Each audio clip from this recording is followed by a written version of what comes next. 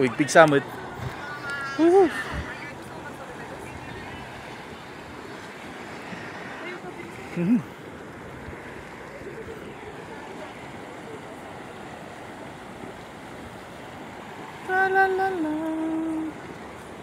Yan, mas malakas yun, oh.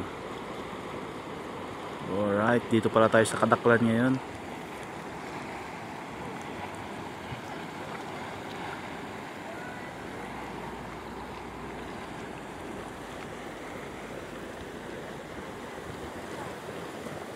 Siyempre may harang to, hindi na tayo pwedeng puntahan.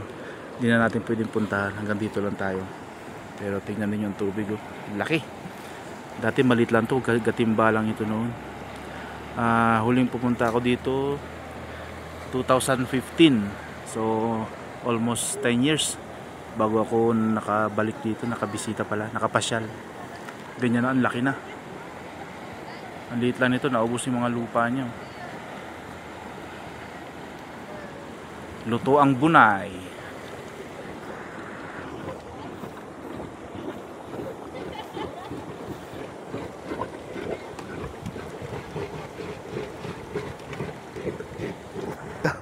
Sige man, diga mo man. Hindi. Grabe. Clay na clay, oh. Lutong-luto yung lupa.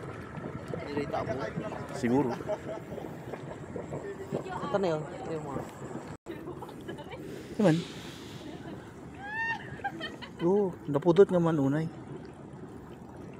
Pero nakungutong ka mga agat ko. Dalang nga. Tinapudot ka dyan, Jayo.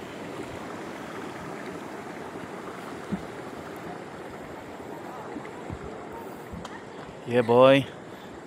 Kasama ko nga pala si John Regala. Ayun, oh. Alright. Welcome to Bukod, boy. Yan pala si John Regala sa henerasyon.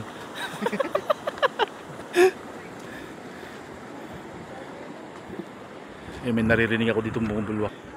Ito, sinara na nila kasi delikado. Ayun, oh. Para na siyang bulkan, oh. Humihinga siya, narinig nyo ba? Oo. Siguro sumabsabog doon.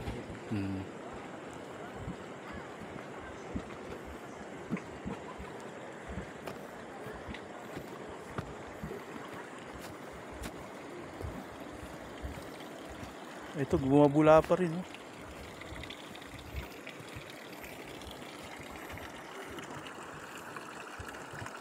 Grabe yung usok niya, oh.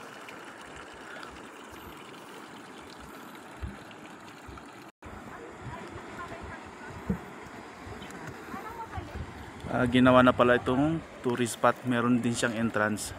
50 pesos lang naman for environment. At yung mga nandito, sila yung nangangalaga para maayos pa rin yung seguridad. So tingnan natin yung iba.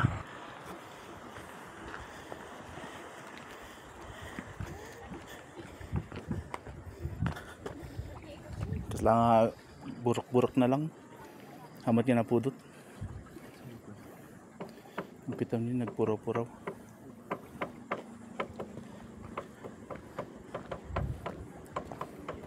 Tingnan natin kung mainit.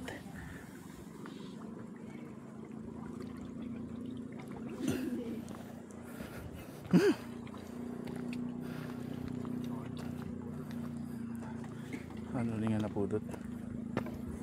Mas lang ako, singaw na lang. Ganun.